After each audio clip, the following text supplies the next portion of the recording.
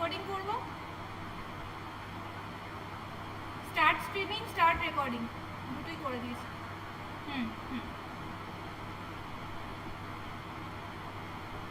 Check করে নিই আমরা।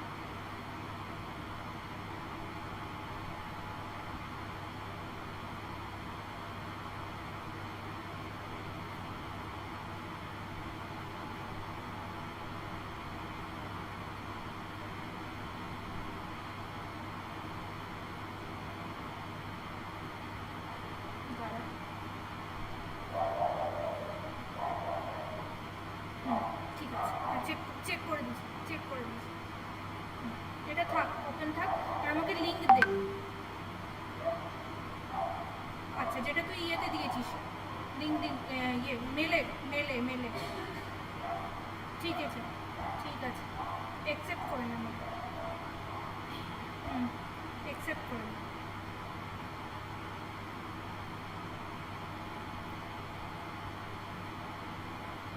asking to be let in.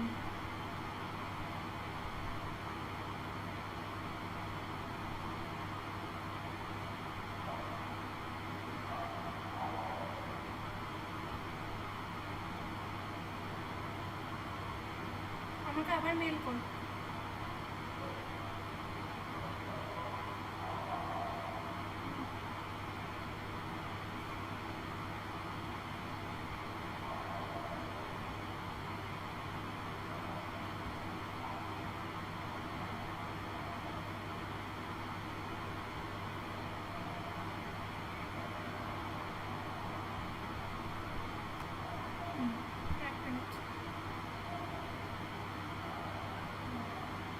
আরে দাঁড়া করছি, আমাকে এত হুড়ো যুদ্ধি করিস না।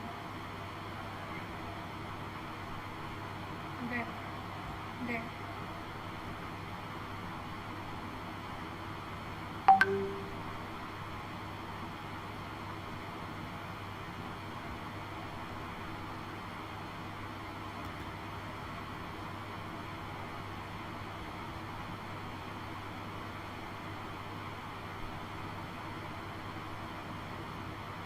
আমার কাছে কিন্তু জিমিটের কোনো লিঙ্ক আসে না।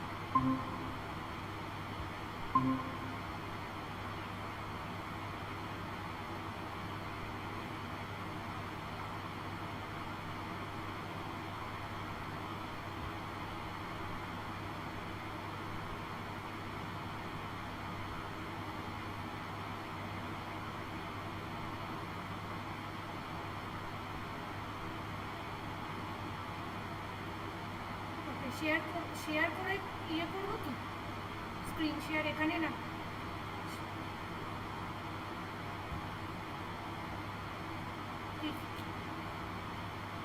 আমার মিউট আছে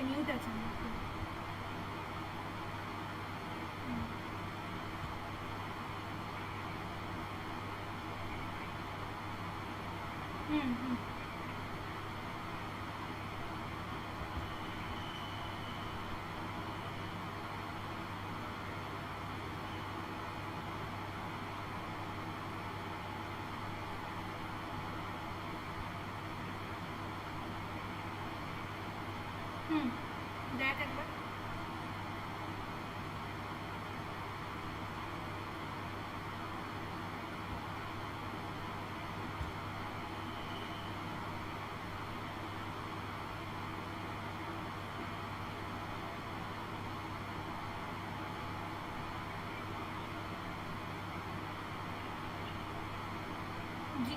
জিমিটে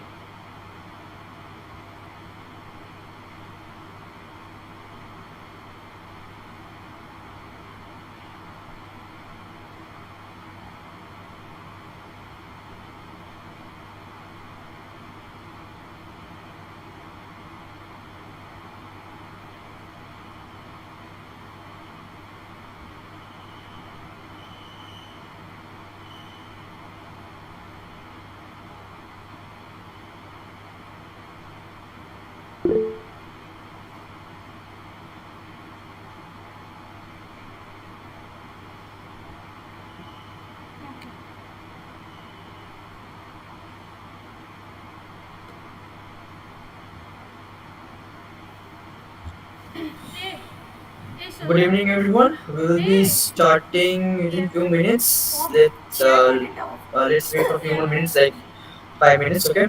Till everyone joins, then we will start with the webinar.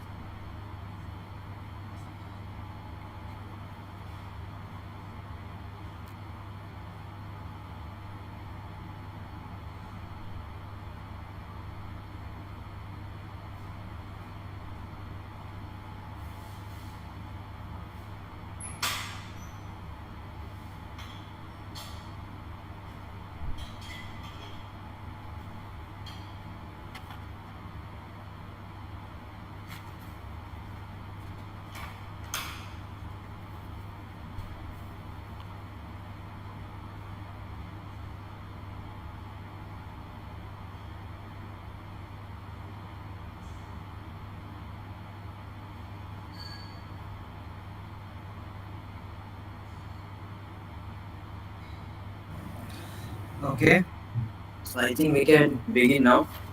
It is already 6:10.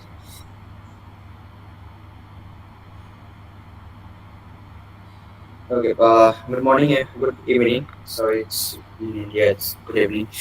So, good evening, everyone. Thanks for joining today. First of all, out of your busy schedule. So, today, as you know, we will be going ahead with the basic bioinformatics workshop. It is 6 to 8 p.m. today and tomorrow. And sorry for the little mistake that you can see on the presentation. It's 8 to 10. It's mistake from our fault. But yeah, the main thing is who we are, what we are, and why we are organizing this. So, for those who do not know, the Began Chronicles is basically a community. Okay, and what we are trying is to build a space for research aspirants, and help people get awareness how to make a career in research. Primarily, right now we are focused in life science research. We have started last year around September, and from then we have come a long way. We have done a lot of events, like we have done events with the University of Chile. We have done on Women's Week, and we have done with a research scholar from UK Birmingham, and also few just a week or two back we have done a paid workshop on molecular docking, which was quite a success.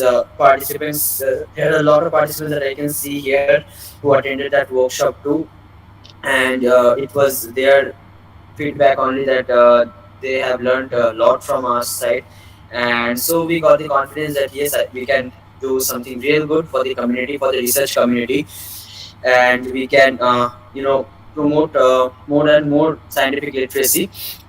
So yeah, today in this bioinformatics workshop you will be learning the basic nuances, some basic terminology, the things which are required before starting off with bioinformatics. Okay, what is bioinformatics, of course? So now, Mita ma'am, the stage is all yours. Go ahead, literate the folks, and all the best. Thank you so much, Hari Prabhu, for this amazing introduction. Am I audible? First, I need to confirm. Yes, yes, you're perfectly audible. Your screen is also visible. Okay, thank you. So, just going to start.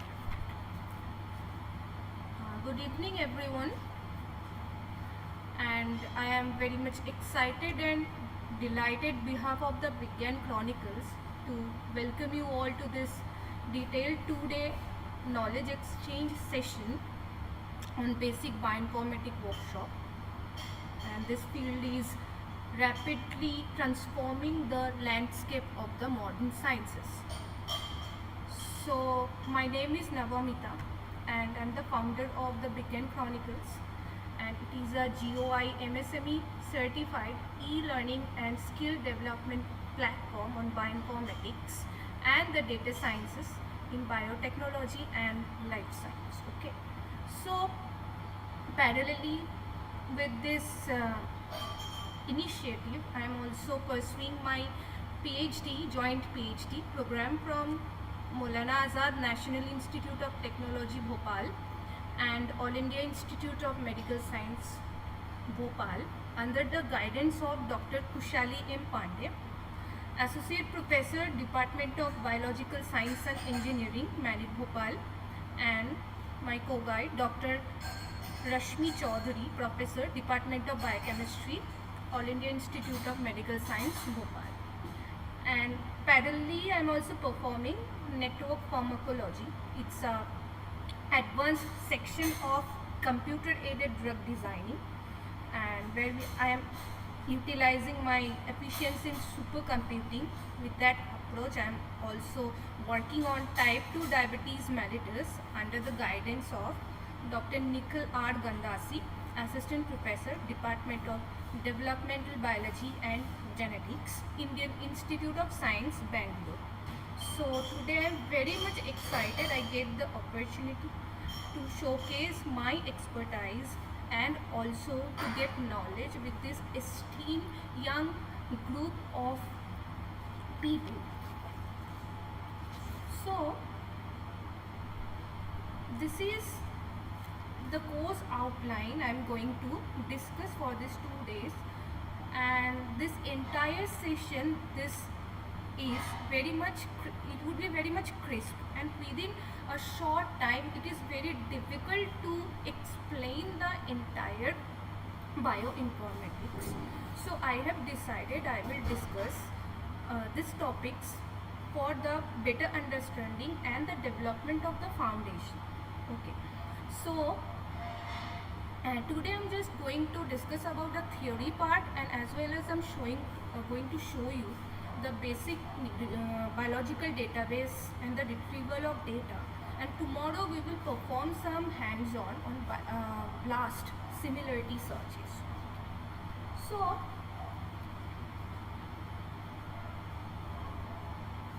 first we discuss what is exactly bioinformatics.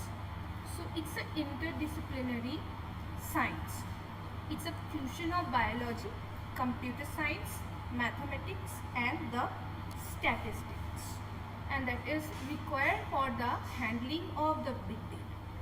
So as our population grows and our environmental challenges also mount, the ability to understand the biological data, what exactly biological data, and it's not only just an academic pursuit, but it's a strategic necessity. So within bioinformatics is the fusion of biology, computer science, mathematics and statistics. So it is the essential tool set we use to manage, analyze and interpret the massive data sets, okay, and generated by modern biological research. Particularly, we are focusing on high throughput technology, which provide the tools to manage and analyze the massive amount of data in a specified time, and by modern which is utilized in modern biological research, okay. Just like next generation sequence, okay, or like proteomics, we use to analyze the structure and function of proteins, which are the workhorses of the cell. So now another aspects we are going to also utilize in drug discovery, and this is of the part of my coursework, and my PhD thesis is based on the drug discovery. I'm mainly working on that, and which speeds up the process of identifying the drug targets and identifying new small molecules, new leads and drugs, and specifically or simulating their effectiveness in our biological systems.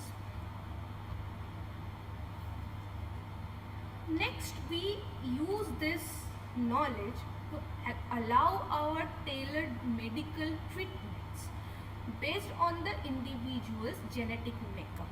In that case, we are going to approach through the personalized medicines, where we are going to incorporate the genetic makeup data sets in a form of data sets, and we will analyze. Next, we also helps to reconstruct the evolutionary relationship to comparing genetic sequences across the different species. Also, we will utilize in agricultural science to develop genetically modified crops, and with improved yields, with nutrition or disease resistance. We also visualize a complex biological data to help researcher to understand the pattern and the relationship. And next, I'm just to discuss about the cloud computing, and this is a part of artificial intelligence. So this utilizing this cloud-based platform, we could create powerful algorithm to process data efficiently, and there is so many growth of the data towards these decades. It's up to, you can say it is exponential polynomial growth of data.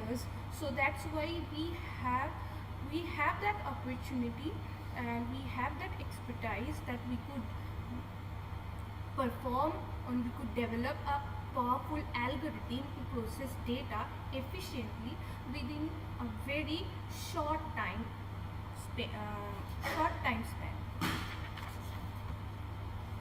So this is the key concept of the uh, bioinformatics, and where we are just I have mentioned in previous slide, that how it is amalgamate all the ideas of the biology, computer science, genomics and statistics and all. So now before I start discussion, we have to understand who is the mother figure of bioinformatics. So Margaret Dayhoff is we acknowledge her as mother of bioinformatics, and her contribution were monumental. She didn't just create a code; she laid the groundwork for the entire field, and her work includes uh, curation of the very first protein sequence database, and we could see here, and the name of the database is the first database that is developed by her, the Atlas of Protein Sequence and Structure in the year 1965. First it was developed, and it is a very first protein sequence database. And she also prepared the mathematical models to use to measure the evolutionary distance between the protein sequences, and that models generated different types of alignment scores, and that is in a format of a scoring matrix. In advanced session we will discuss what exactly scoring matrix, and as if now I am discussing her contribution on PAM matrix, that is point accepted mutation matrix, which is required for the sequence alignment. Okay. Then a globally recognized protein database that grew out her original work, that is called Protein Information Resources, PIR.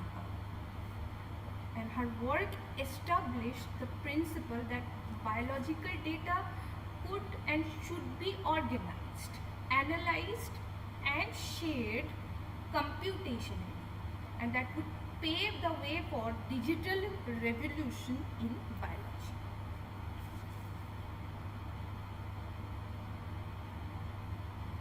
Okay, so parallelly I already discussed the worldwide aspects of bioinformatics. So now I am going to discuss, and that is very much important for our country, that India is going to commit to harness bioinformatics with national progress. So I am, for the short time span, I am not able to discuss or focus all the aspects, but I would like to mention major four aspects that is trending now, and how the bioinformatician and IT experts from the biotechnology background could provide their knowledge and take the opportunity of this mission. The first one is the National Quantum Mission, and it is approved in the year 2023, and the budget over is 6,000 crore, and it's a bold initiative to position our country India at the forefront of quantum technology, rather I could say quantum biotechnology. While it's not strict a bioinformatics mission, but its application have pragmatic implication for our country, and quantum computing can solve problems and that are not able to perform by the most powerful classical computers, and we could bring the ideas of the quantum computers.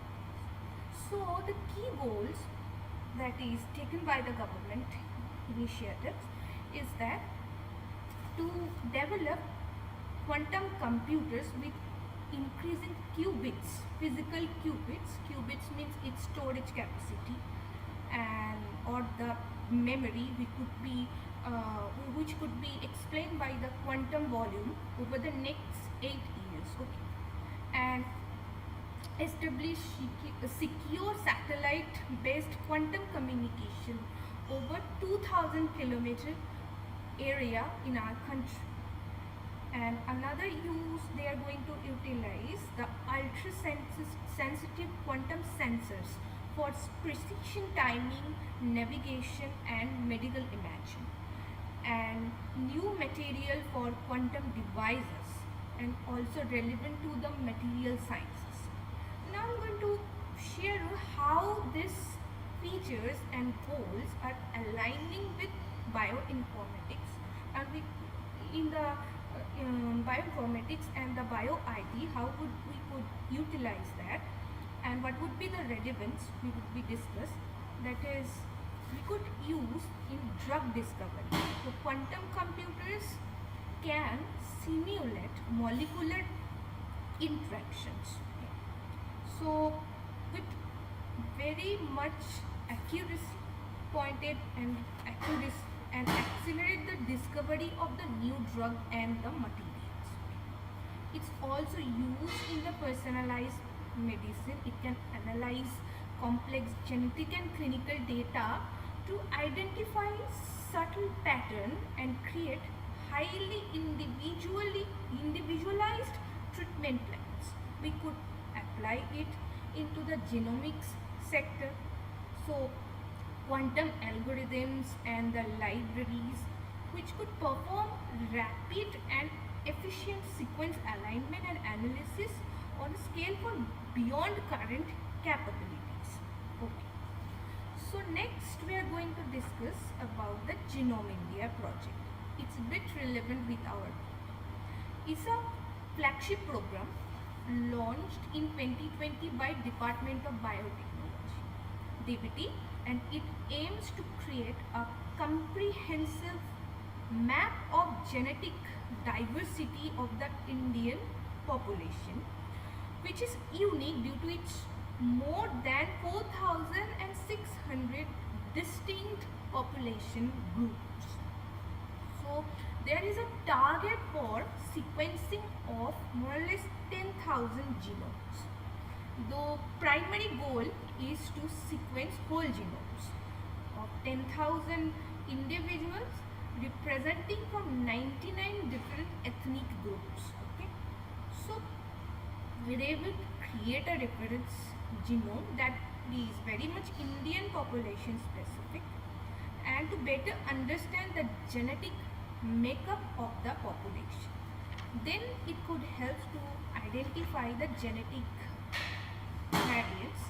The project has already identified millions of genetic variants not found in global databases.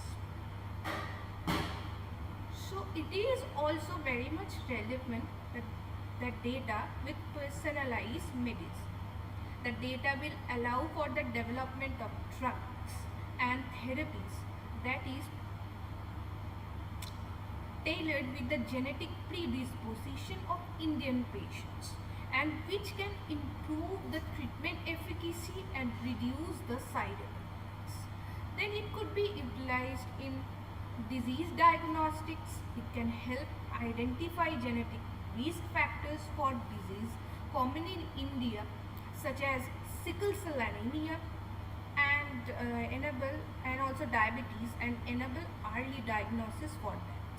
And this data provides crucial insight to the policymakers to formulate targeted public health intervention. Next, in the level of agriculture, there is also policies and plans that is revolutionized by our government, Indian government. The initiative that is led by the organization like Indian Council of Agriculture Research that applies genomics to improve the agriculture productivity and the food security. And It's a direct response to the challenges of climate change and a growing population. So it's an initiative that intersect both ecology and environment, climate change with our growing population. So the goal of this project is use genomic selection and marker assisted breeding to develop new crop varieties, and that is the purpose of crop improvements. Focus on creating crops that are resistant to drought, heat and disease. And also the another approach that is used for the food security to increase the nutritional value of the staple crops. Okay. So what could be the relevance with the bioinformatics? That here we are utilizing bioinformatic tools to analyze the worst genetic data from plant population to predict which plants will have the most desirable traits and dramatically speeding up the breeding process. Not only desirable traits that also match the quality of our need. And next we use the different other approaches like CRISPR-Cas9 gene editing to make precise targeted changes to the plant genome, and that process relies on bioinformatics for design and the validation. And also with this integrate data, genomic data with environmental and phenotypic data to better understand gene interaction, which is crucial for the development of the climate resilience.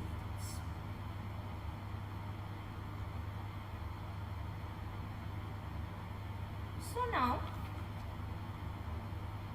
before we are going to discuss tools and data sets and database and also analyze the sequences, we need some prior foundational approach to understand the biomolecules, especially protein and DNA sequences, how to retrieve it, how it's look like. So basic understanding of biomolecules, every lifestyle science student, they are familiarized with the structure of the amino acids. So particularly amino acid, that every amino acid has a central carbon atom and a hydrogen atom, and amino group and carboxyl group and unique side chains or IR groups. So we all familiar with this structure, and there is 20 essential amino acids. So non-polar and hydrophobic amino acids, there is polar, acidic and basic amino acids. We all know that. But for the bioinformatics purpose, we have to memorize the 1-letter code and the 3-letter code of amino acids. Okay. So these are the 1-letter code of amino acids. I have taken this chart from the principle of biochemistry. So these are the groups of non-polar aliphatic amino acids, aromatic amino acid, polar, uncharged group, positively charged group, negatively charged group. We already have learned into biochemistry, in the subject of biochemistry, how it is structured. We already have the concepts of the peptide bond, how it is formed, and for the purpose of extended study we need to memorize the 1-letter code and the 3-letter code of the amino acids.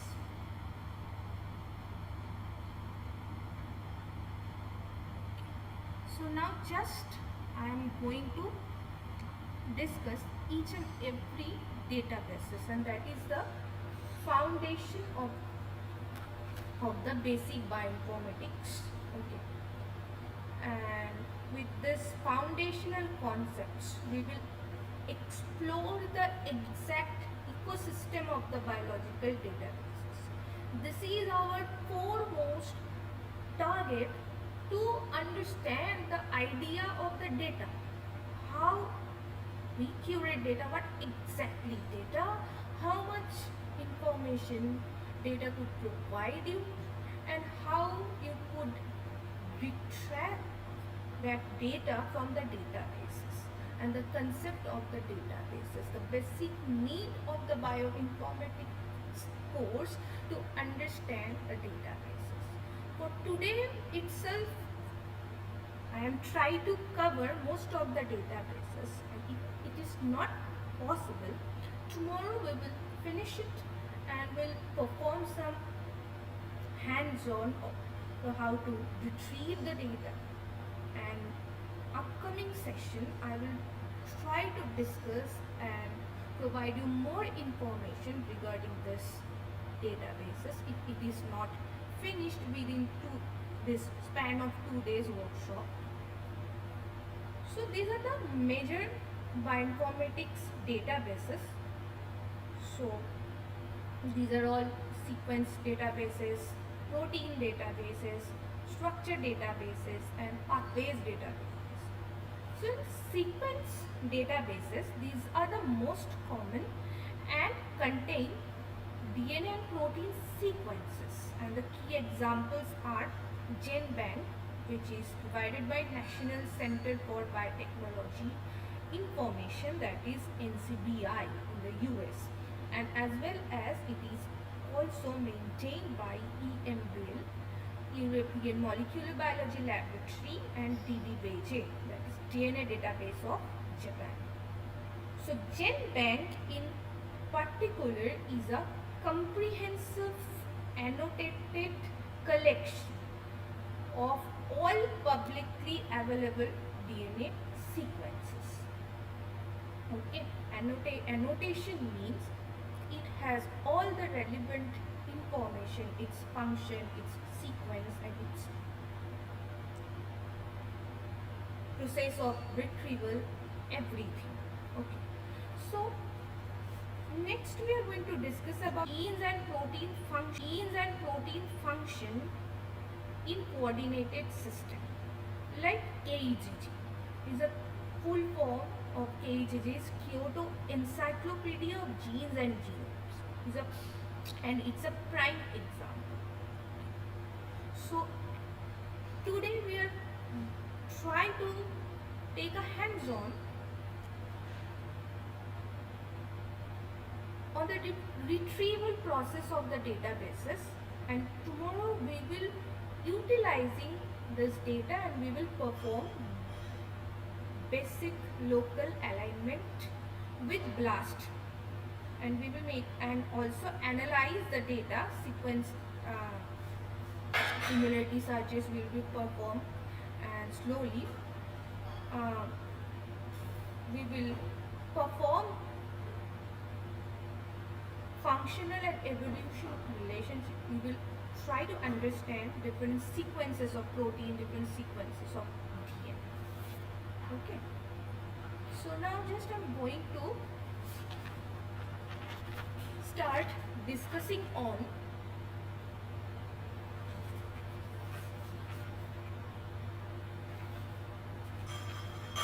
the basic of the database. First I am going to stop this slide show. I am just going to discuss what is exactly NCBI, and I am requesting you to parallelly please perform the hands-on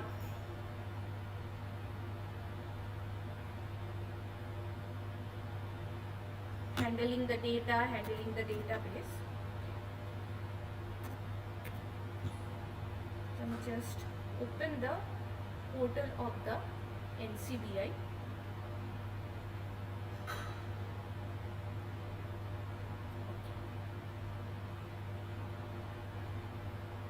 This is the, actually we could say it's not itself a repository, but we could say it's a search engine which amalgamate and do the acquisition all the databases. So there is a option in the left hand side called that is all databases. So just I am going to click all databases.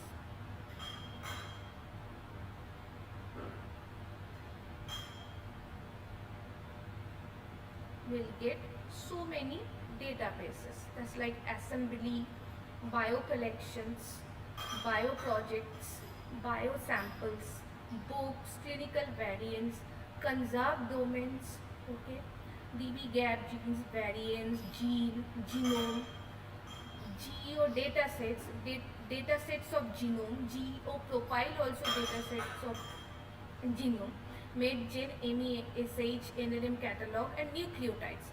So here we will get all of this databases. These are all databases, nucleotides, omine, PMC, protein clusters, okay, bioassay, PubMed. From this PubMed we will perform the literature survey, okay, SRA. From SRA we would understand the raw sequence read, we analyze that, we put structure, also structure database, taxonomy, and there is so many toolkits, especially SRA toolkits that is also available, okay. So with utilizing this toolkit we used to perform quality checking of genomic data in our advanced practice, okay. So just look at this. This is a search engine which retrieve data collectively from different databases, okay. So first I will start with discussion on sequence database, that is GenBank. Now I click on the all databases. So this is your source point or start point. NCBI, it is maintained by NIH, and NCBI is a search engine. It's not itself a database, okay. So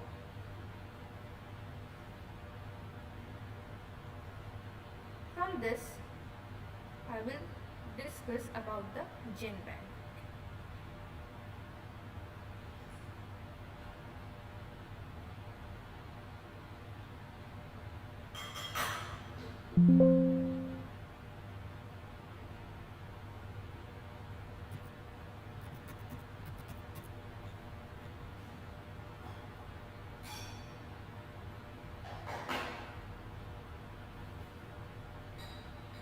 Okay.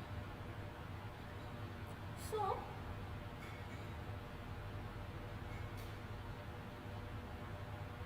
this is a source of, this is GenBank, this is a primary database, it's maintained by NLM. So from NLM we will get the access of the GenBank, okay. This is a all in all sequence database, okay, and it's open access database, and that mainly serve as a annotated collection of all publicly available nucleotides and protein sequence, and it is maintained by the National Center for Biotechnology Information, NCBI, as a part of International Nucleotide Sequence Database collaboration, and that is also includes the European Nucleotide Archive. I am going to show you how to retrieve data and how to understand the interface, the API interface of all of these major databases, and the DNA data bank of Japan. And these collaboration ensure that data submitted to one of the three database is shared among all of them on daily basis. Excuse me. So now in GenBank we have to look on the submission type. What kind of data it's acceptable by this genre.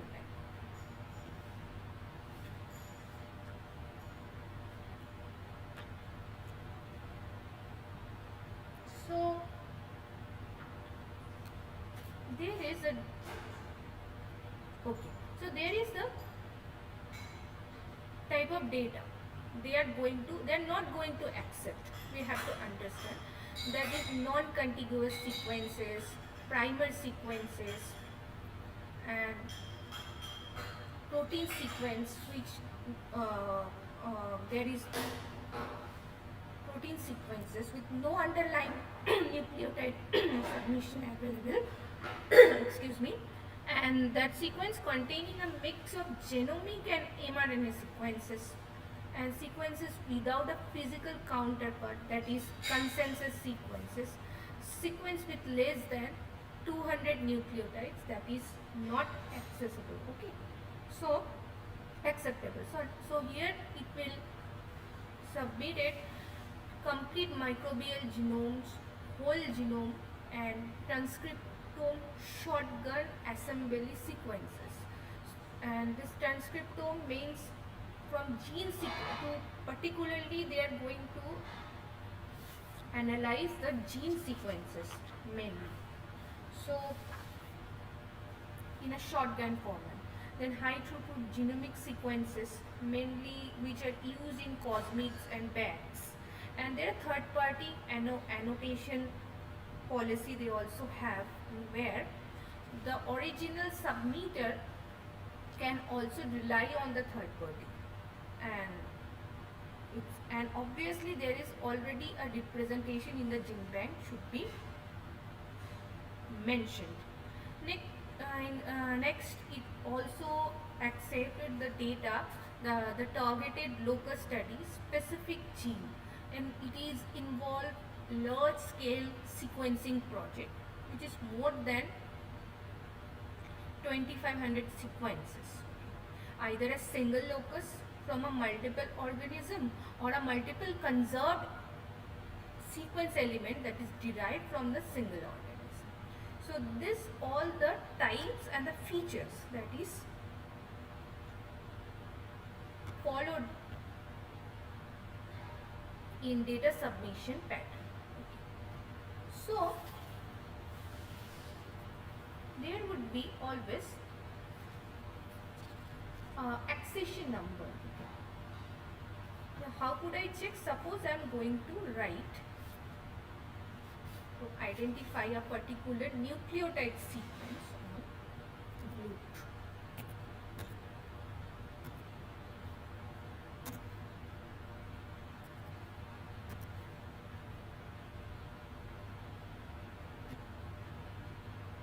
Just click it into the search panel, will take time. Now it is showing the data GenBank with organisms.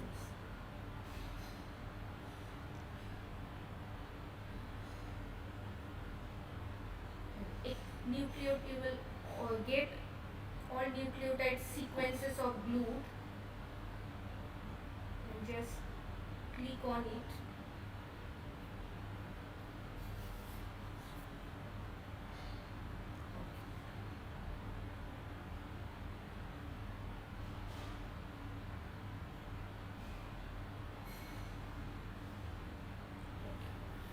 So here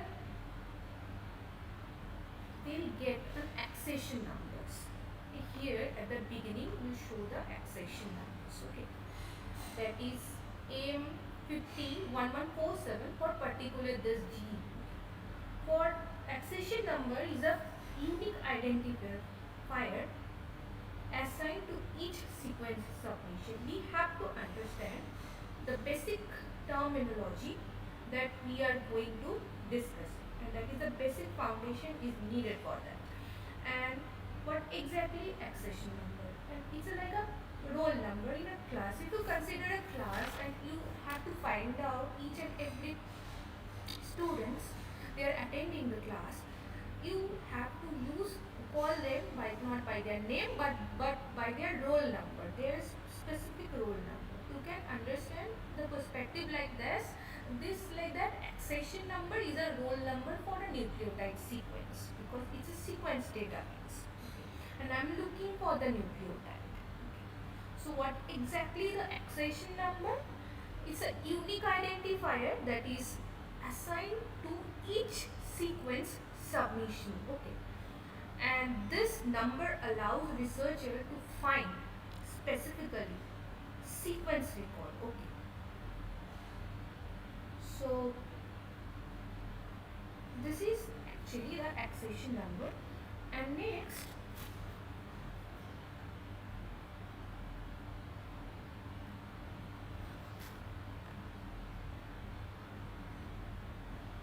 just scroll it down.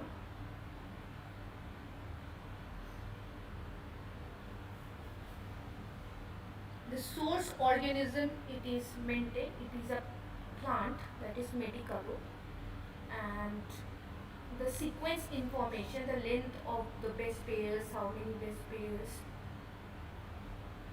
and the specific enzyme which is glucosyl transferase. This gene is coded for that particular enzyme. Okay. You will get the taxonomic information. Okay. So then references authors who have extracted and sequenced the data. Then author information, particular information regarding the journal and the title, you will get the sources, get the serious information, is the information of the conserved domain, sequence,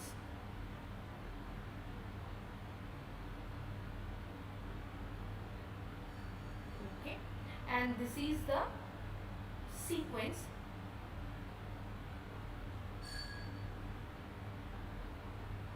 In one letter, amino acid code actually it is. And next, you have to visualize the data in FASTA format. Okay. So at the top of the information panel, you will see the FASTA format, and we'll click on this. FASTA is actually a file format.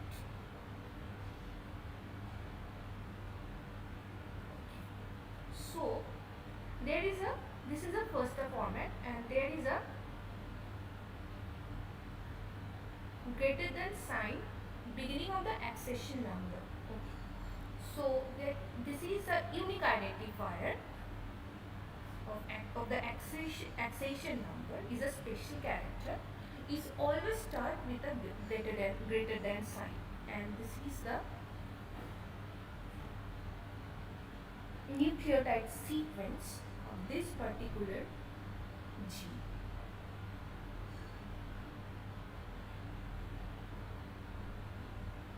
For BLAST analysis and for another purpose, we just copied it or download it, and we will do further analysis. Tomorrow I will show you.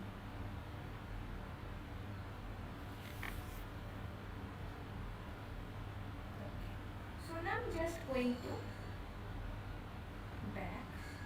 I have to discuss more about the data structure and the data submission type. Okay. So how the data gets submitted, I would like to discuss more additional information with the hands-on in between. Okay. So here there is a process of data submission, how the data got submitted.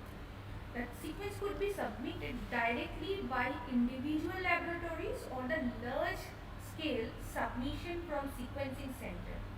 So for that purpose, there is another separate tools like Banky, Sequin. There are also web-based tools that is used to get to submit their data. And now how the data get processed? So data gets processed, submitted data that processed through various processing stages. And data like that is submitted but not yet public entity undergoing quality checks and preparation for release by NCBI staff. They are maintaining the quality check process. Okay.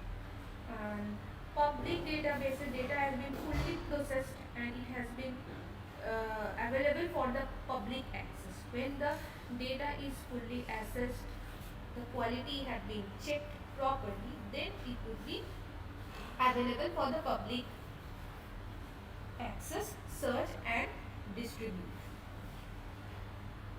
If that submission that the user has chosen to stop before public release, they could discontinue. And there is a option. And data also removed, that would be withdrawn, that is previously public, and that is completely removed from the public access even by the accession number. It is also happened. So this stages of filtering a submitter would apply with its data processing feature. Now we have to understand what is the usage and the access of the data sets. Okay. So gene bank is a foundational resource for the biological research, and other database would take this information to provide the secondary information. Okay.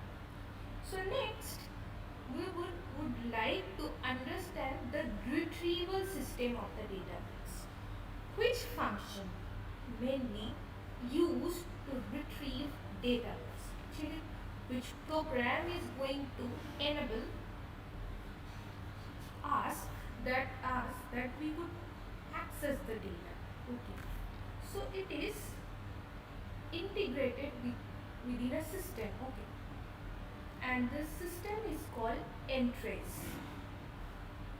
Any type of nucleotide sequence, this is an API or application interface of the entrace.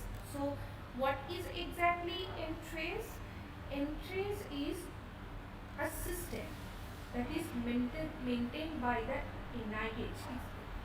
It is a, better to say, a retrieval system. The entire set, the process I have performed, I have retrieved the data specific to the glued sequence.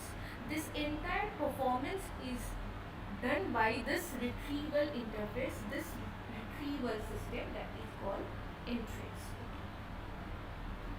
So how entrace is working? What is the working principle of the entrace? It provides a integrated platform where this retrieval system that integrates data from gene bank with other databases like PubMed or biomedical literature, taxonomy, protein structure information.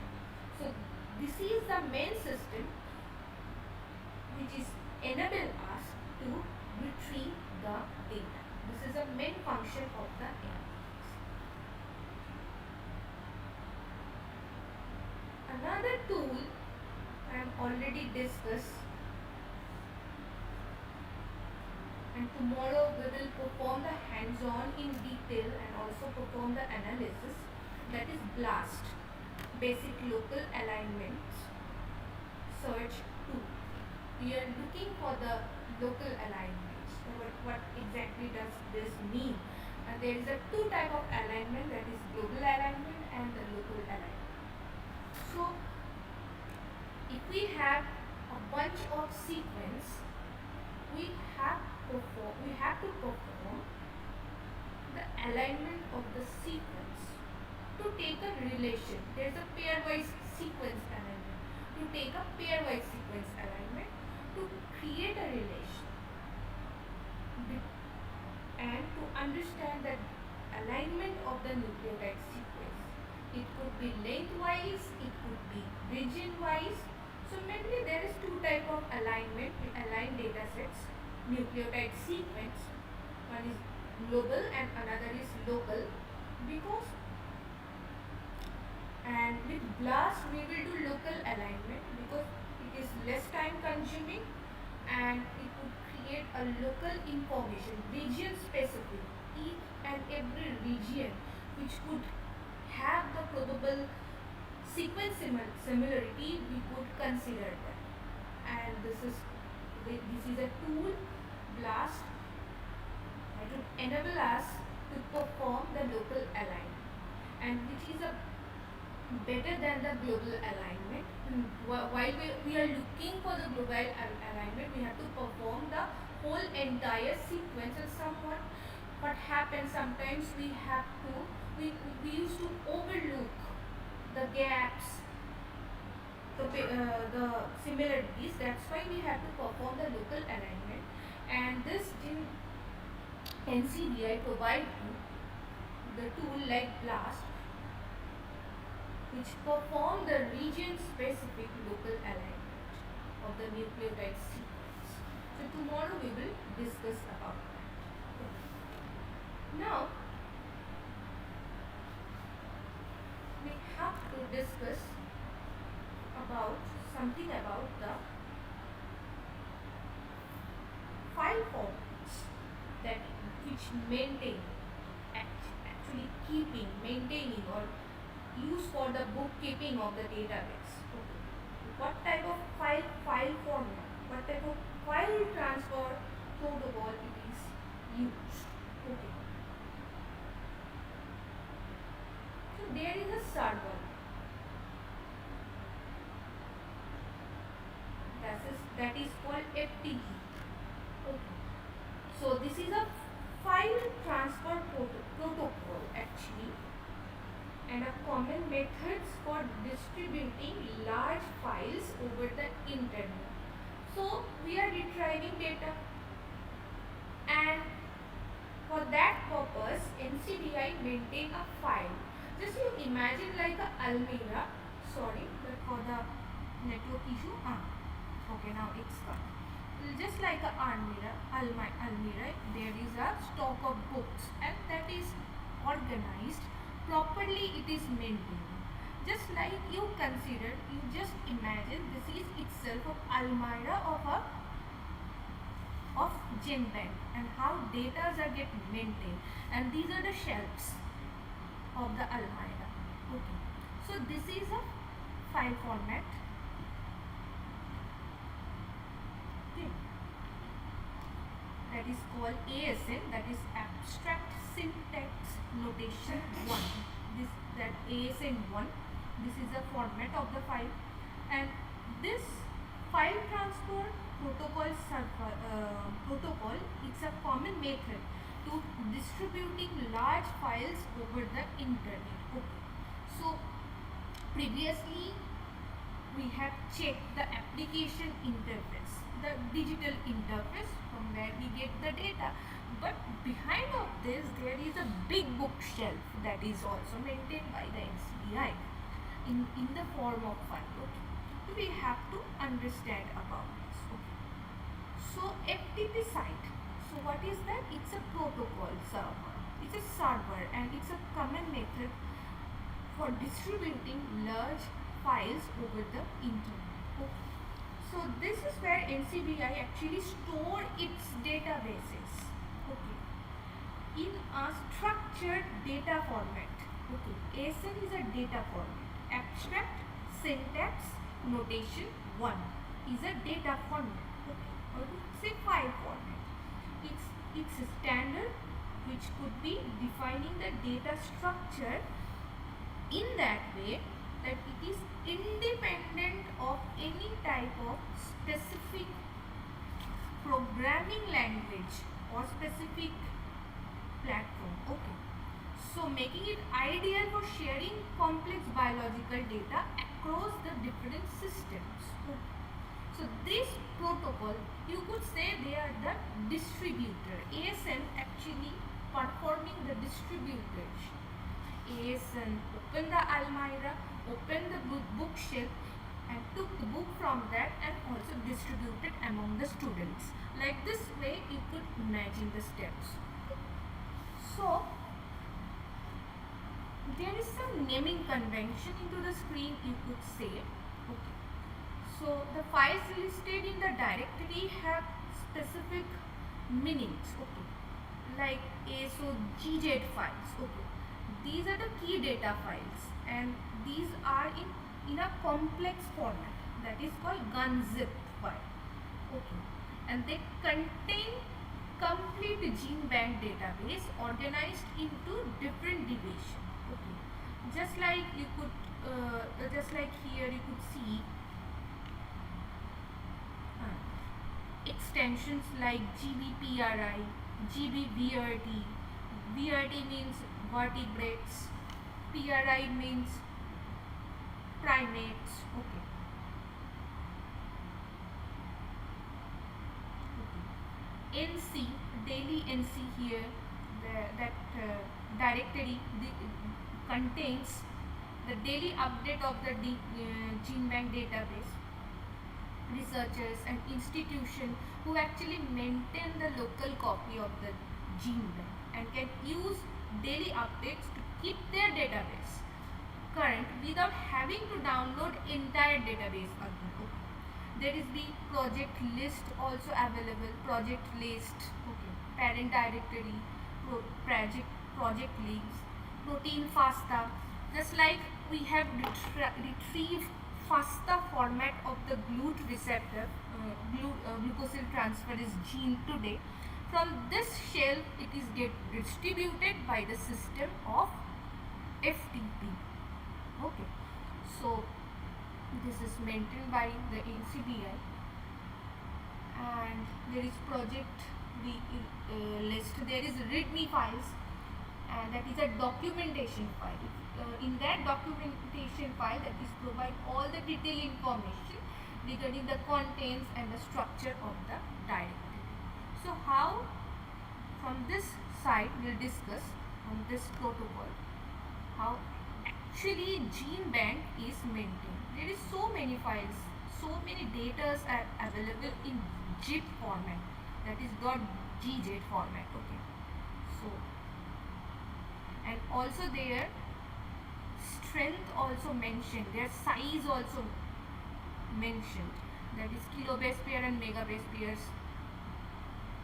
So these are the data that is exponentially accelerating, and we need to understand as a biologist the relevance of bioinformatics.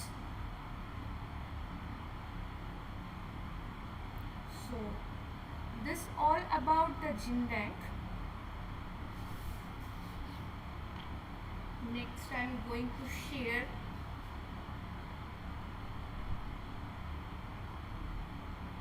the interface of DDBJ.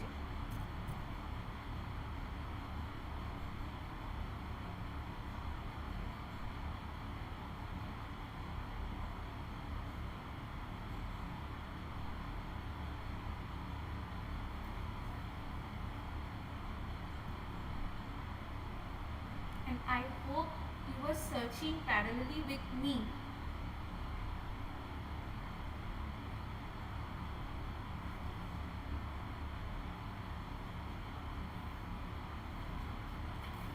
Will take time, will take few minutes.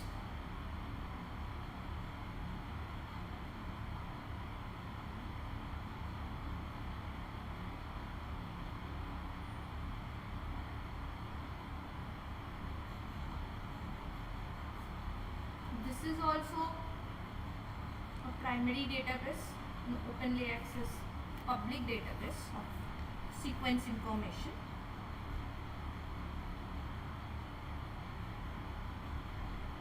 Okay, this is right. So what exactly DDBJ and who are they maintained it?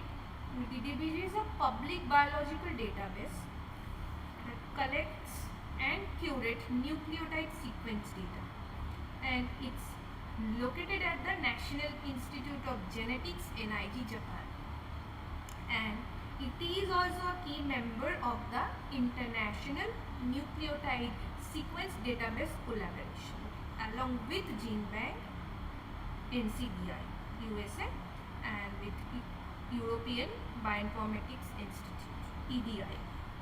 So, have to learn the crucial aspects of the DDBJ. The crucial aspects of this collaboration is that these three database exchange their data on a daily basis. I already mentioned that. And ensuring that all three repositories contain the same sequence information at any given time. And this provides a global consistency and comprehensive resources to researchers. So, although databases primarily receive data from Japanese researchers, it accepts submission from contributors worldwide. So, again, how to research the data? There is a submission protocol that is also survives, and the services that is also provided by DBJ center, and you will also access the training session for free from here. Okay. And the statistics also, DBJ center is also given how much data they have formatted, how much data they have produced, and day by day it's also provide that statistics. Okay. And we also have the energy supercomputing facility. So again, how we could search. Okay. This is a search interface. Okay. Searching interface.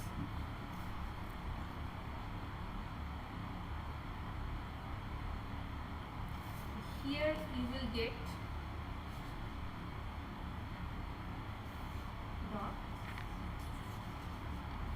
the interface of the DDBJ. So in DDBJ, they use the data as entry. Okay. So each entry contains not only the nucleotide sequence itself, but also the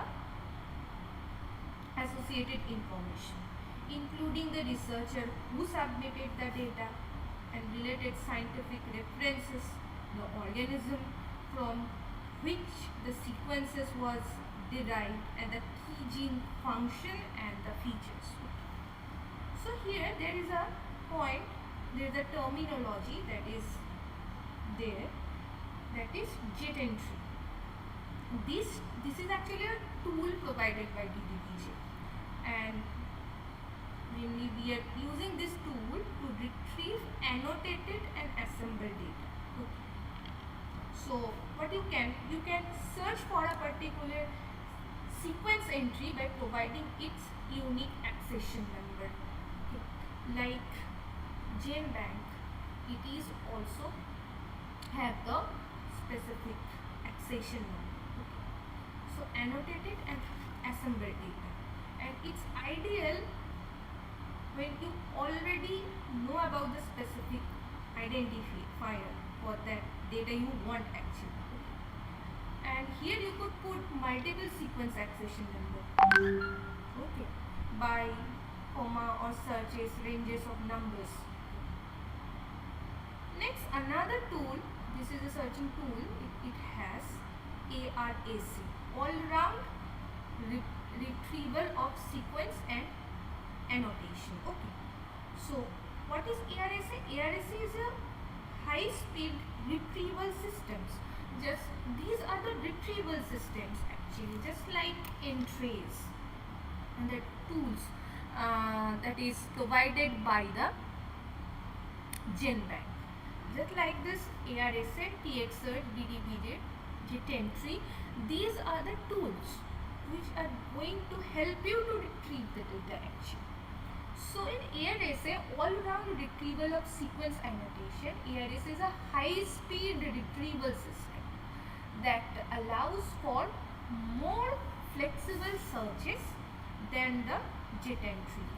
So with ARSA, you can search using a combination of accession number, keywords, allowing for more complex queries. Okay. So,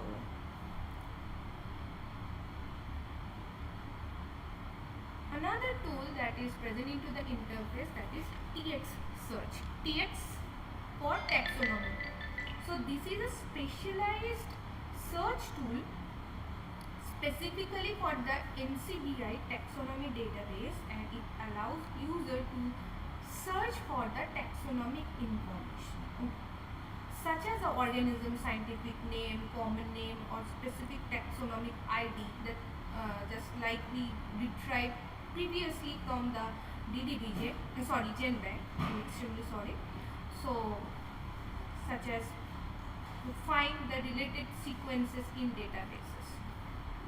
We can perform taxonomic search, and just like BLAST, we will perform local alignment. It's a local alignment tool to find the relatedness among them. Okay.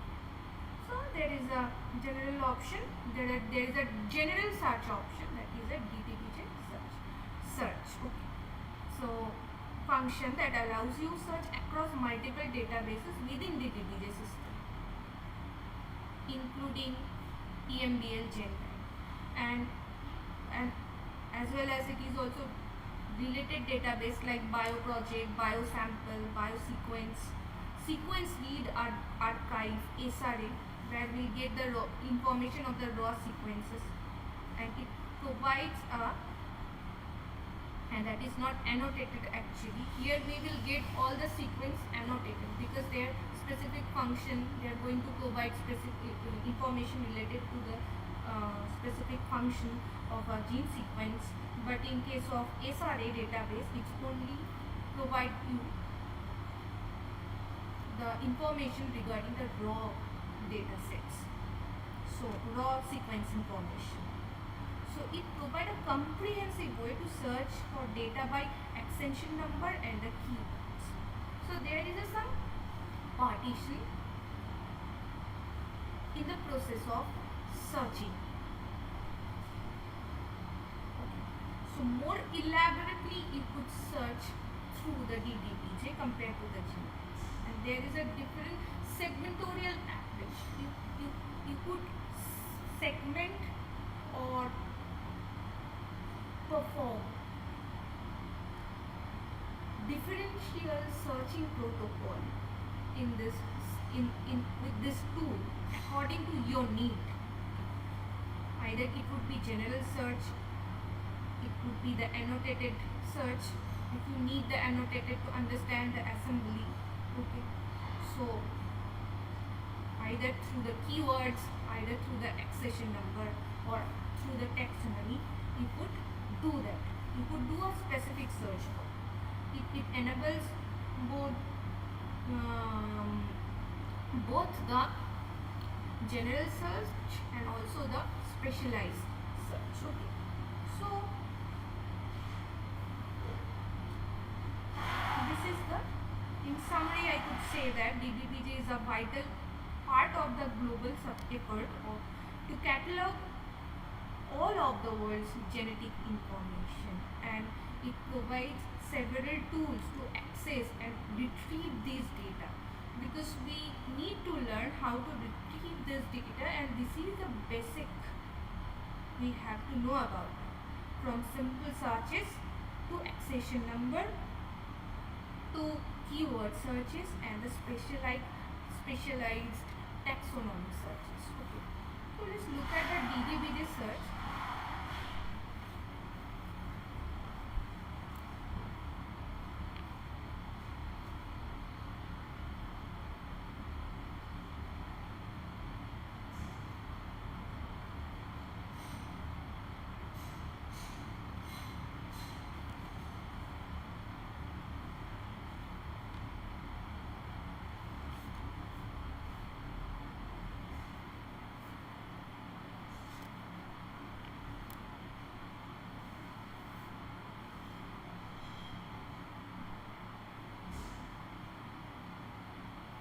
Site is pretty bit slow.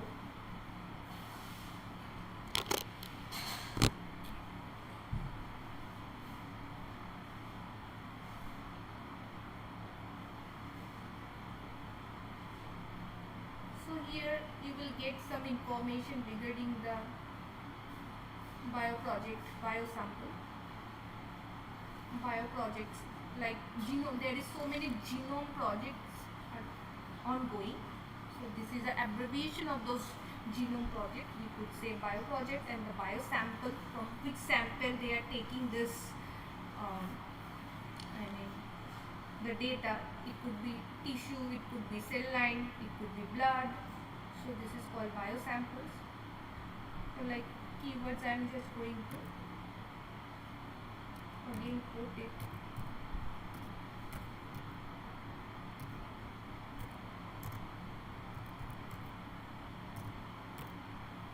Glucosyl transferase, that previously I have put.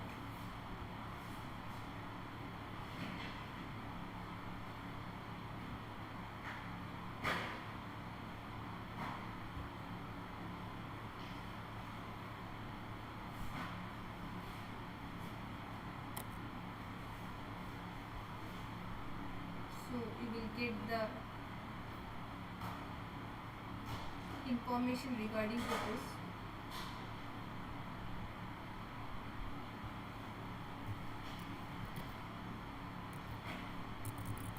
Organism, I am going to put Homo sapiens.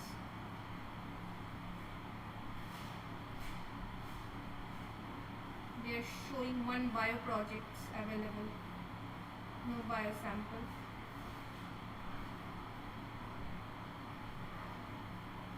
For that particular enzyme, no SRA is available. Keyword we are putting glucosyl transferase. Database they are taking from biosample and SRA. There is one raw data related to the raw read is available under the bio project.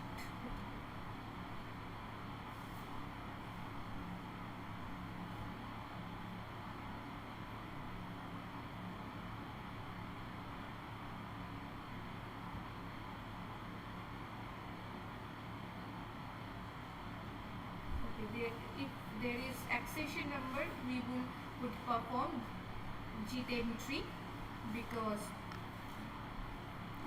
previously we know the accession number, we perform this G10 tree.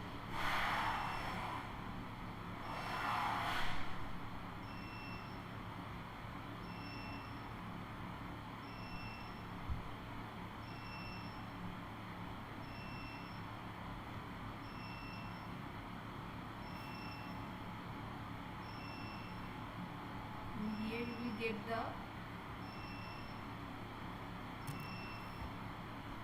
two types of search, or and AND. Like this way, you could search here. Like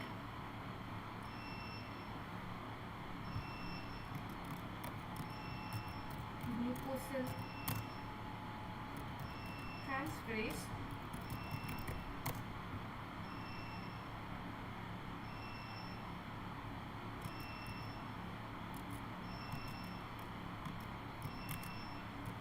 Arabidopsis,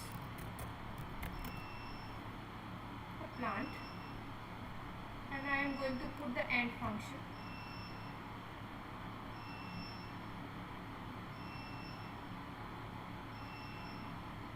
No items are there.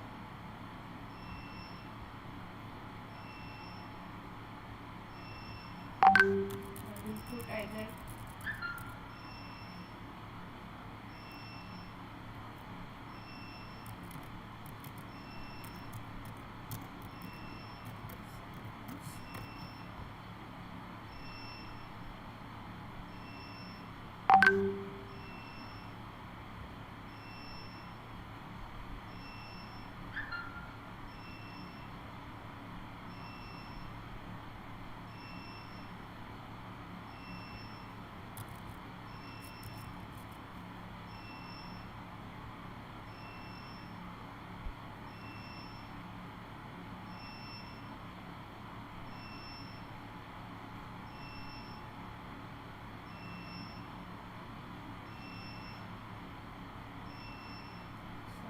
very much slow.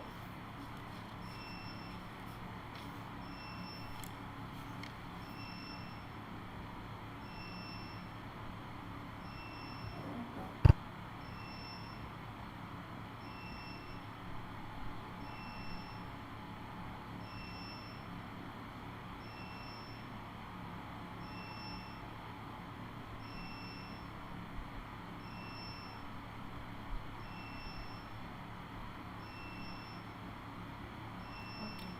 So here you could put the accession number if it is known to you in this advanced search format. You can put the accession number, you can put the sequencing name. Okay.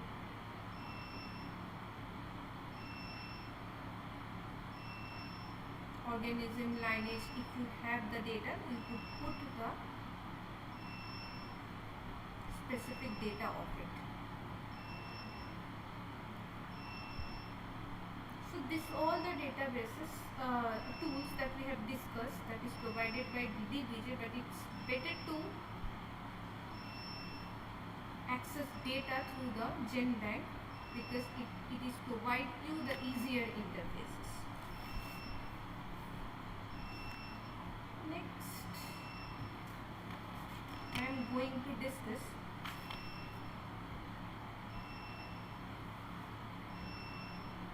reference sec database. What exactly reference sec is, and that is also hosted by NCBI. And it is also the sequence database, mainly for the non-redundant sequence.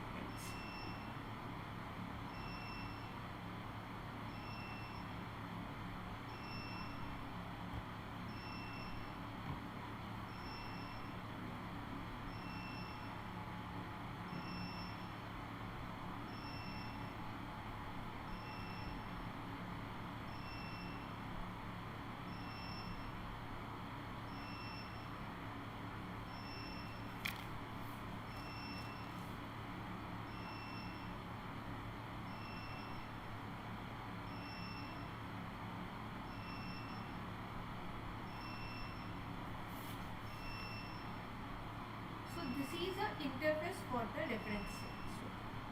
So mainly this is also contain accession number, projects. Here reference set is a for the reference sequences. If you have to perform the annotation, you will take the reference sequence. We need to take the reference sequence. There is an unknown sequence, but you don't know the specific annotation. For the purpose of the annotation, we are comparing reference set. Okay. So it is a comprehensive and very open access and curated database for genome, transcripts and proteins. Okay. And it is also maintained by NCBI, and unlike other databases like GenBank, okay, which are archival repository for all submitted sequences, and there is no distinction, but ReferenceSec provides particularly a single non-redundant and well-annotated record for each natural biological molecule, that is non-redundant and well-annotated. Okay. And this is a single information. Okay. There in case of other databases, there is multiple submitter, multiple bioprojects there for a particular single data sets. So here it is also streamlined or the generalized, the efficient search parameter through the reference sets. Okay. So here what happened? It's provide a single non-redundant and well annotated record for each biological molecule. Okay. And it makes it enable it like a stable and a reliable source that serve as a foundation for a wide array of research, from the medical and functional studies to comparative and diversified analysis. So what is the core concept and the distinguished feature of this reference sets? So reference sets primary distinguishing feature is that it provide curated non-redundant set of sequences, and it avoids the redundancy found in GenBank. Okay, where the same sequence I'm already discussed might be submitted by multiple labs at different times and often with varying annotation, and that create an ambiguity, and this ambiguity is dissolved by this referencing database. Okay, so referencing record are not just a dump of raw data, rather it is used for the meticulous purpose of curation, annotation by a combination of automated computational process, which is again reviewed by the NCBI staff, and also collaboration with other research groups and the databases, and that ensure the data is accurate, reliable, and up to date. So how it's explicitly linking the data? So it uniquely provides explicitly linked records from genomic DNA, RNA transcript, and protein for a given gene, and it is provide the interconnected data with a clear picture of the central dogma in a fashion like DNA to RNA, RNA to protein, and in a single consistent framework. This also provide that. Okay.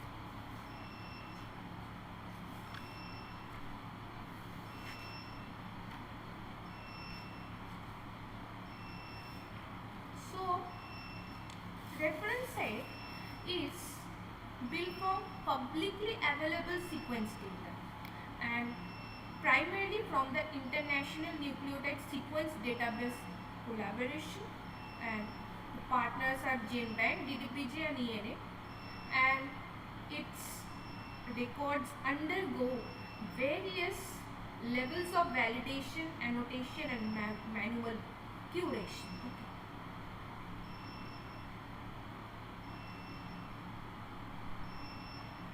And what kind of retrieval tools we can use here? So how could we get the access and the availability of the data?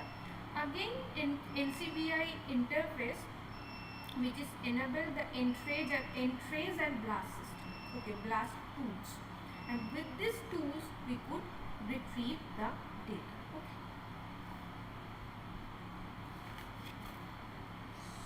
So last I'm going to show you the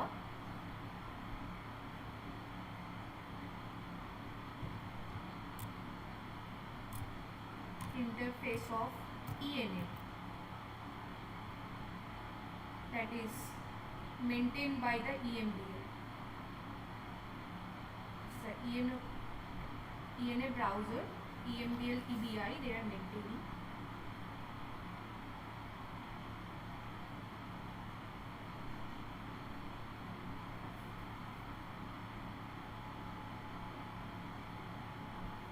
This is also database that is maintained, primary database, the sequence information of the nucleotide, and there is so many submission procedure. So just like NCBI GenBank, the tools that is primarily used for the data submission is Bankit, Sequin. Here they have their customized portal that is called Webin portal, and through this Webin portal one could submit the data. Okay. These are all the services and features are present into this portal. And how could you search specific nucleotide? Either search terms, either the accession number. Okay. So just like I am putting a general search,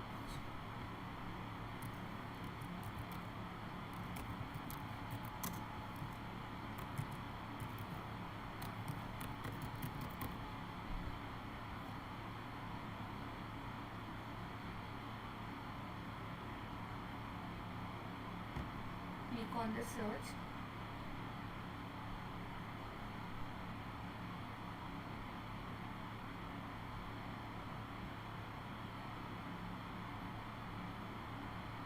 Okay.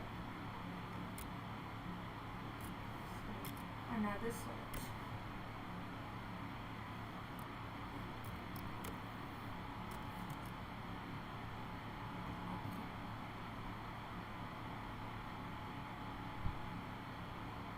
Like specific results they are showing, and these are the accession number.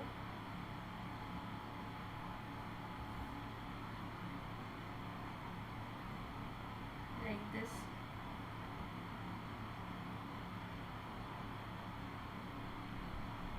Here again you could download in faster format. This is the accession number, and it's a sequence of genomic DNA. Okay. Topology is linear. Okay. This is a strain of that specific species, and the methodology, that is whole genome sequencing, is used, and here you will get the FASTA format. And you could see the FASTA format from here. Again, just like GenBank we are making, there is also the ENA accession number. This is the accession number in ENA. Again, it is also start with a greater than sign. And this is the nucleotide sequence, okay, where we could visualize.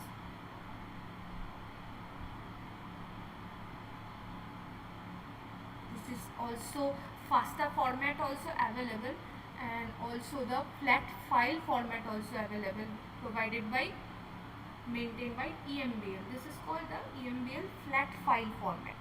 Just like GenBank, it is also provide a flat file format of the regarding the information of that particular bioproject, particular organism, their taxonomic information, who have submitted, and the CDS conserved domain information,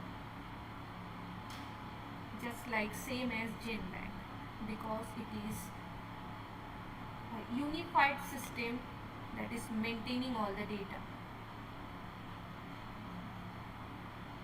And this is showing the information of 1497 base pairs.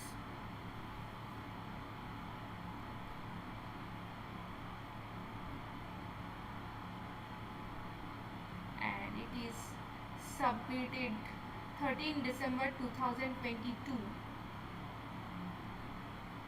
just 3 years back. And it was submitted from the Denmark Department of Chemistry and Bioscience, Aalborg University, and the principal investigator name also available.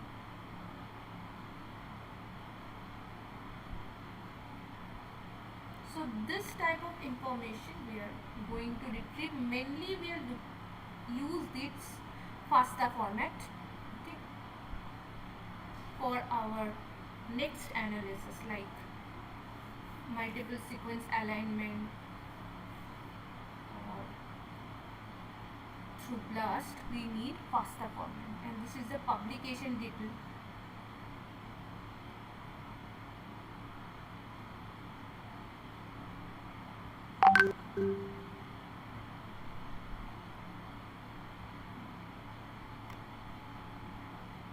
This is a publication. If you need to read the process they have followed to extract the genomic DNA and the entire protocol of the whole genome sequencing, they directly, that page is linked to the DOI and the PMC, from where we could access the literature actually.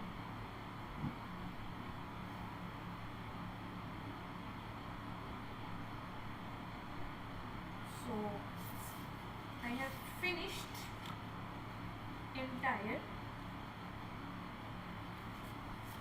nucleotide sequence databases.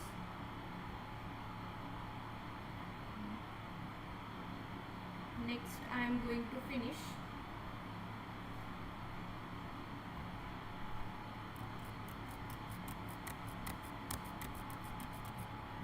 protein databases. For protein, we start from PDB.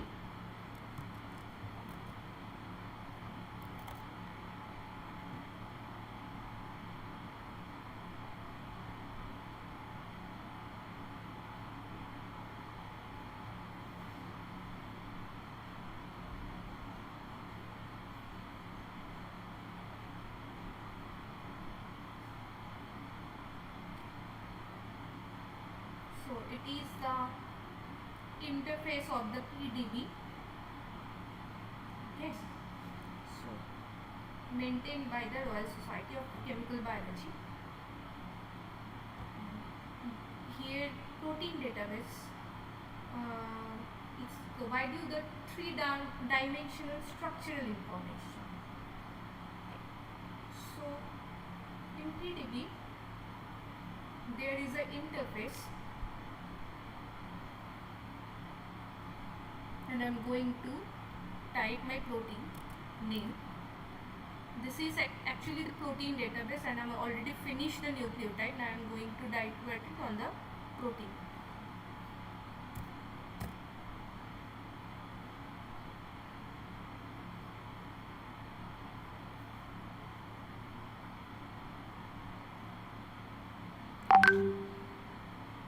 So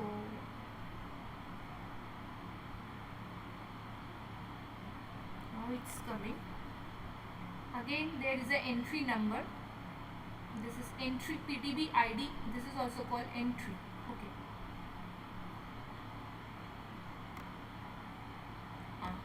This one 7WSL. It's also the entry number, and I'm just going to click on this. This is Homo sapiens GLUT4, human glucose transporter 4, bound to cyclotyrosine B in lipid nanodisk.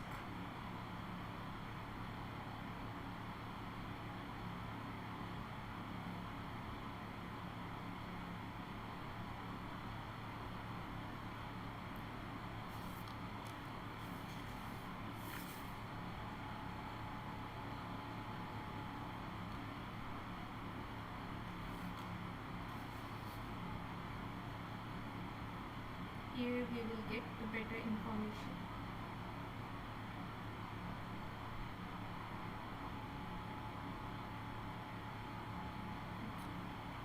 So the method they are used, that is cryo-EM, cryo-electron microscopy, mainly for the structural determination. Here we will get the information regarding the structure, three-dimensional structure. For sequence information, we have to retrieve through other database, that is called Uniprot. If there is a time, I am going to discuss it, and otherwise I will discuss tomorrow. And this is actually the structural database, three-dimensional structure, and mainly we are utilizing this structure for the drug discovery studies. So here this is the information, the classifications available, that is a transport protein and Homo sapiens expression system. It is deposited in the year 2022 again, and the method, that is electron microscopy, and the resolution is 3.25 angstrom. For the purpose of the study, mainly we used to take the resolution less than 2.5. So less the resolution, better the structural prediction. So here we will see that clash scores, Ramachandran outliers. Ramachandran outliers value is good, is near about 0. So there is lesser steric clashes. Okay. Compared to the, if we consider the Ramachandran outliers. Ramachandran outliers, according to the amino acid sequences, to the Ramachandran plot, we could decide the steric classes, the allowed and disallowed region, mainly occupied by the amino acids that is present into this sequence, this protein. So there is the amino acids. They are minimally they are in a region of allowed region. That's why it is showing the Ramachandran outlier is 0 and it's a good value, and the side chains outlier also present into that, but there is a significant amount of steric class. So because it's showing the bad class scores, it's near about 12. So and it is in the red position. Okay, so it's better if the resolution is less than 3.25 angstrom. It is better to decide that protein structure is good fit for your further study.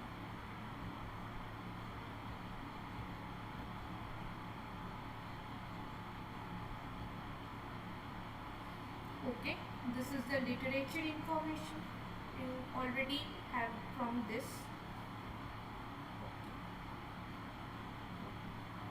So here's entity ID 1.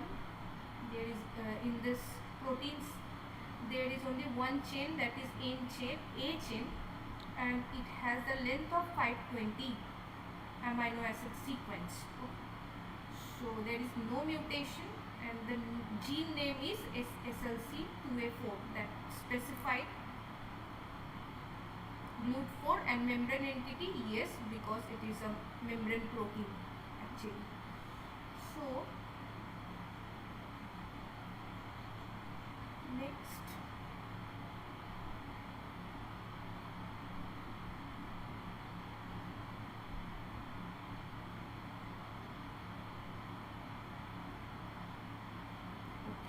so there is a presence of oligosaccharide glucopyranose in glycosylation. This is chain B, that is present with this A chain.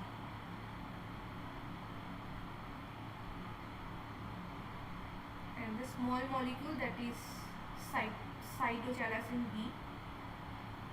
This is called a unique ligand that is present with that protein. This is a structural validation report. Resolution wise, it's not good for the further study.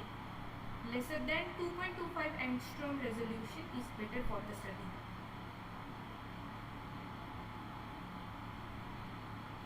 According to the structural data validation report, it's a moderate structure we could consider, because for a good resoluted data we need have to compare all three parameters within the blue range.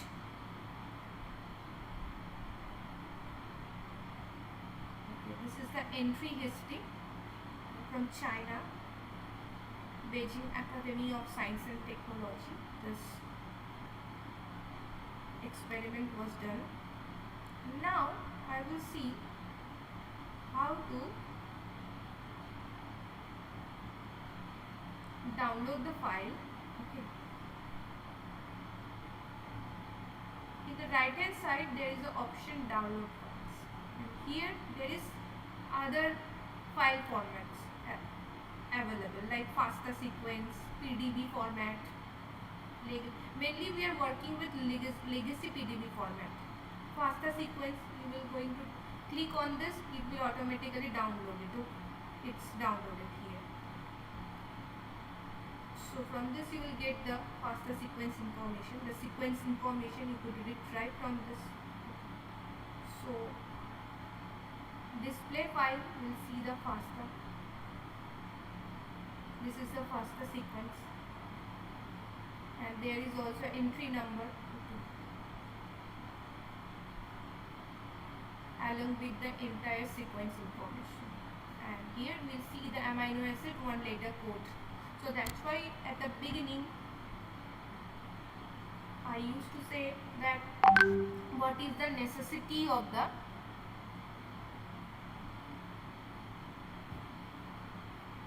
to learn the to learn the to memorize the amino acid sequence. Okay. So now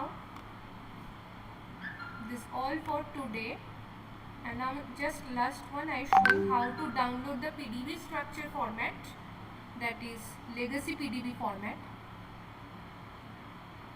and this is the PDB format, and which we are going to show you how to visualize it. For that purpose we need separate visualization tools and already available into my system. So for today we are not going to focus it, but I'm just going to show you how it's look like. Okay.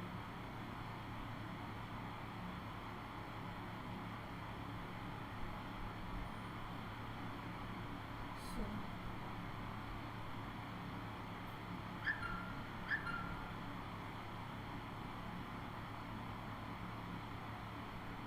just I'm going, this is a structure, okay, and this is the secondary structure, and this is the ligand, and this is a glucose transporter. You can visualize here. There is glucose molecule inside that cavity. Actually this is making a cavity, and it's a helical structure. These are made up of alpha helix mainly.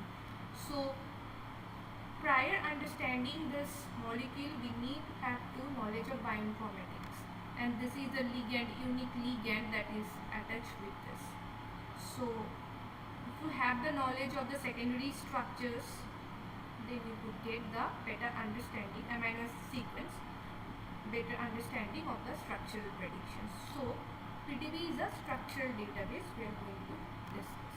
So tomorrow I am going to finish other database in a snapshot, because this is an entire segment of comprehensive analysis and it is very difficult to complete within 2 hour session. It actually consecutively needed 1 month session to discuss entire. So that much of understanding I need to prefer that everybody should perform. Okay. So tomorrow we'll do some hands-on on basic local alignment search, BLAST, and I'll show you how to retrieve the data.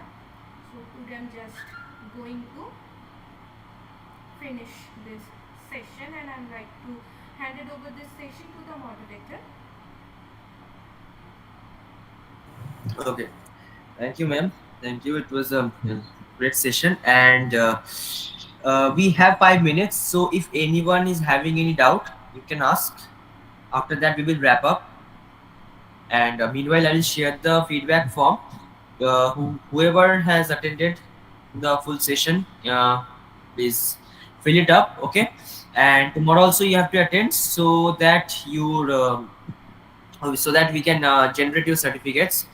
Okay. So yeah, and again, I guess all of you know that from Monday we will have our Python workshop free, Monday to Friday. Okay. So yeah, if anyone is having any doubt, kindly ask in the chat box. We have 5 minutes.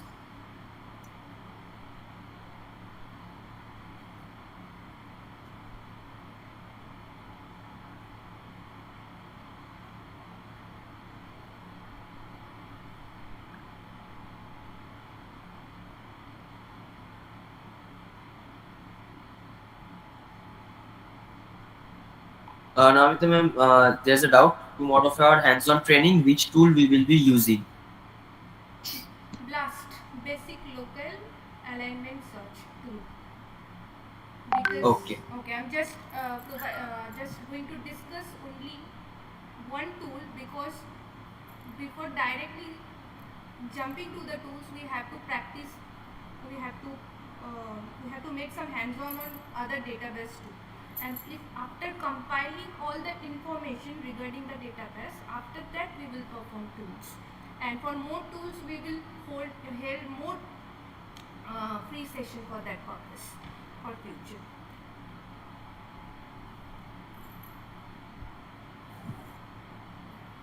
Okay. I think anyone else is having any more doubts?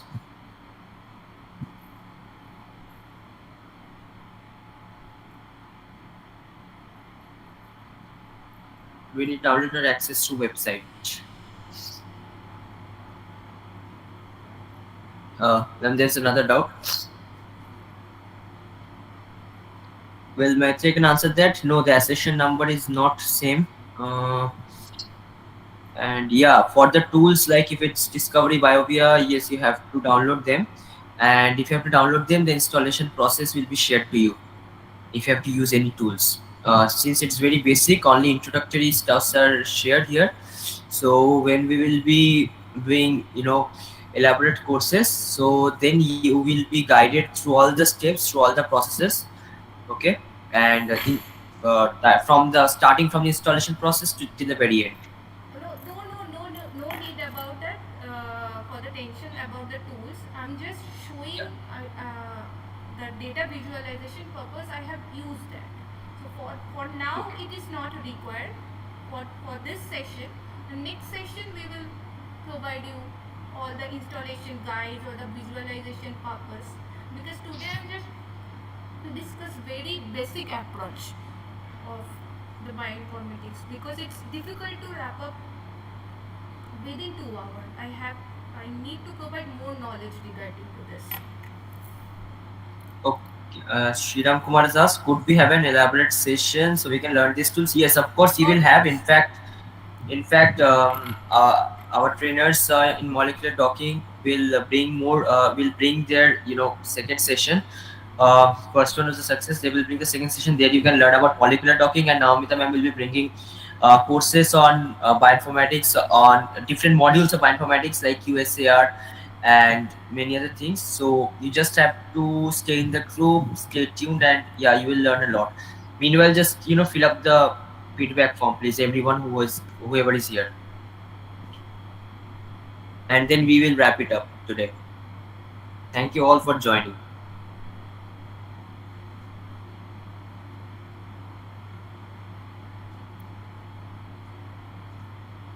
Okay, I think there is no more doubts. Okay, Namita ma'am, I think we can drop since there are no more doubts. Thank you Okay. for joining I'm for this just session. So, yeah, okay, everyone. Uh, you can drop now and just fill up the feedback form. Okay, if you are not able to fill up, just copy paste it. Okay, do not share in the group. Only people who have you know uh, done the done this live workshop, yeah, are eligible for the certificate. So yeah,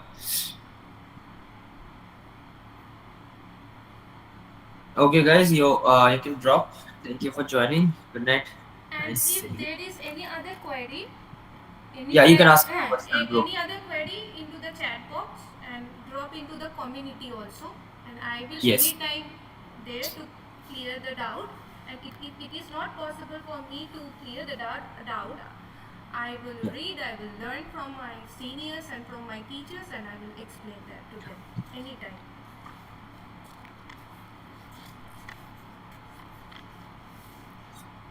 Okay, everyone. It's already 8 o'clock. Bye. Right. Arigato.